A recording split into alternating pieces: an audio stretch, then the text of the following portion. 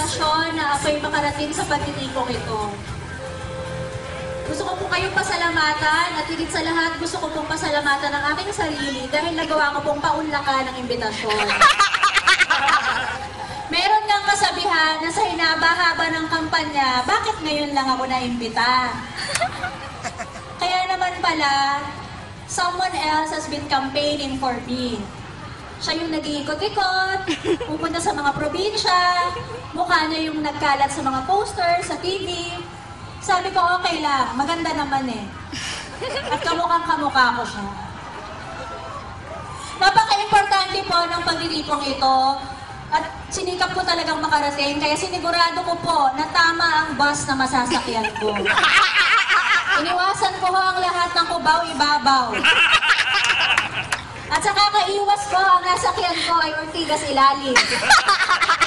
Sabi ko, okay lang yan. Sabi nga ng kanta, ngayon ay nasa ilalim, bukas, nasa ibabaw naman.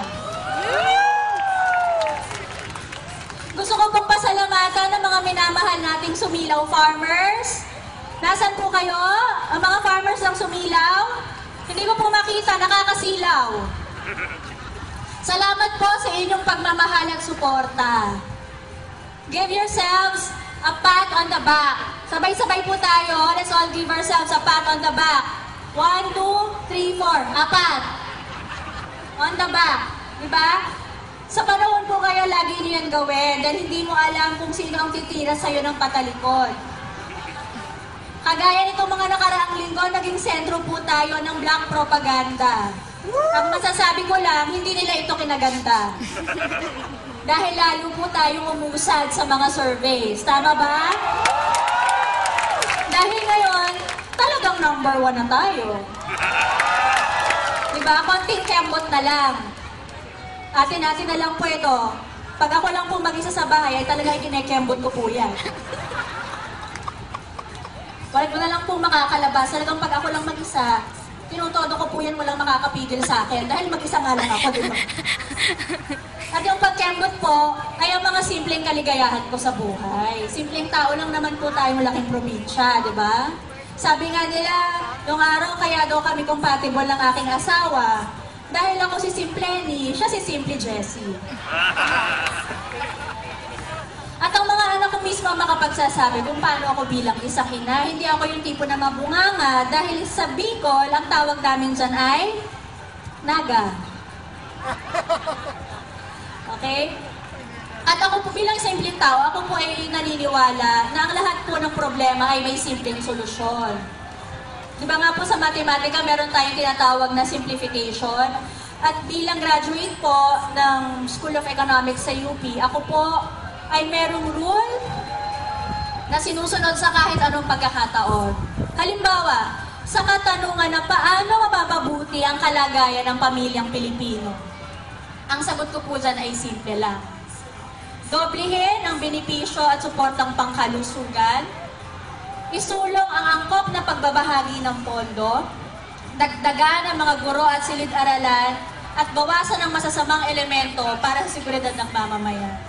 So, multiply, divide, add, and subtract. MDAS. MDAS, how I do it. Himayin po natin. Doblehin ang benepisyo at suportang pangkalusugan. Ako po yung naniniwala na marapat lamang itong isulong, lalong-lalo na ang kalusugan ng mga bata. So, ang gusto ko pong mangyari ay doblehin ang bakuna sa mga bata para pantay. Dahil pag hindi po pantay, kung sa isa lang yan, at hindi pantay, yan po ang pagmumula ng scoliosis. So, ang gagawin ko po, doble talaga, ang isa ay bakuna at ang isa ay bakalawa. Kung kukulangin ko, alam niyo na siguro kung saan ang bakatlo, ano? Pero iba po yun sa bakatlon. Ikalawa, isulong ang angkop na pagbabahagi ng pondo. Kung kayo po ay 13 sa pamilya, paano nyo po hahatiin ito na ang lahat ay makakakain? Mapapansin nyo po na ang nasa sentro ay makakatikim ng lahat ng sangkap ng pizza at makakaranas ng complete pizza experience. habang ang mga nasa laylayan ay magkakasya na lamang sa crust, tomato sauce, at kakaunting keso kung suswertihin.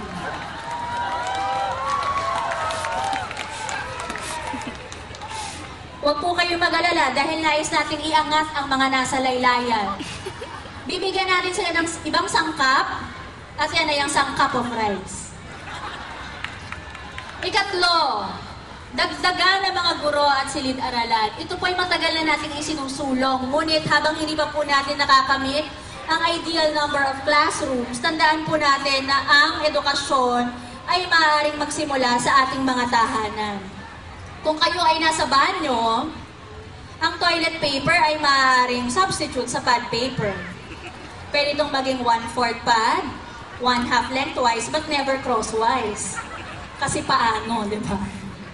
Kung kayo ay nasa kusina, ang pusit ay maaaring maging tinta. At maaari din maging tita, no? Kung ang anak niyo naman po ay nagkamali, sabihin niyo sa kanya na, it's okay anak, you can always catch up. Catch up. At kung siya naman ay darating na may kasamang kaibigan para gumawa ng experiment, huwag po kayong papayag na ang experiment ay gagawin sa kwarto. Dahil pag nagbunga ang experiment, dyan po magsisimula ang history.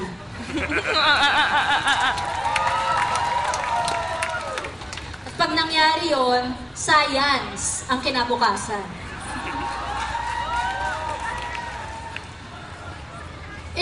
Huli. Ikatlo.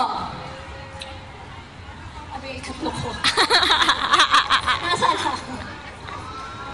Kusina. Tapos, Sunod. Subtract. Okay. Kung ang edukasyon po ay mayroong tinatawag na K-12 program, tayo naman po ay magsusulong ng K-9 program. Ito po ay programang garantisadong hindi paasa, kundi paaso. At pag nangyari ito, nasisigurado kong ang mga kawatan ay rabies na mababahala. Higit sa lahat, para po sa seguridad ng bawat isa, iwasan po natin may makapasok na masasamang elemento sa ating mga balota. Kagaya halimbawa ng mga malilikot ang kamay na kung magnakaw ay bongga. Yung mga matatapang daw pero alam namang binatbat. Mga mabubulaklak ang dila na ang hatid ay chismis. Yung mga palaban, nasan sila? Walang katril-tril, Anes.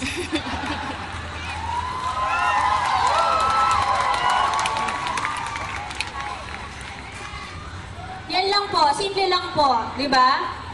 Parati niyo pong tatandaan ang rule na ito sa kahit na anong pagkakataon. Multiply, divide, add, and subtract. MDAS. MDAS how you do it.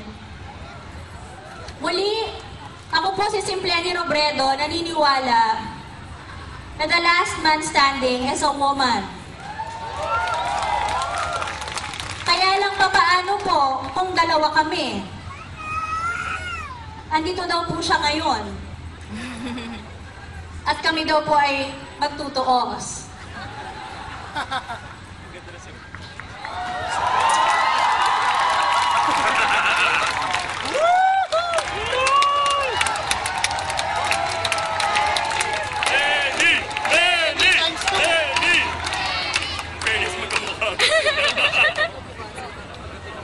President and Vice President. Ito po pala yung tinatawag na mirror image. Ano?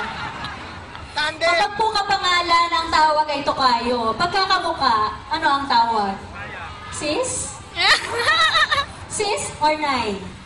Mamili po kayo. Sa darating na Lunes, yan po ang isa pa sa pagbobotohan natin. At nasisigurado po natin na sa darating na Lunes, the best woman will win.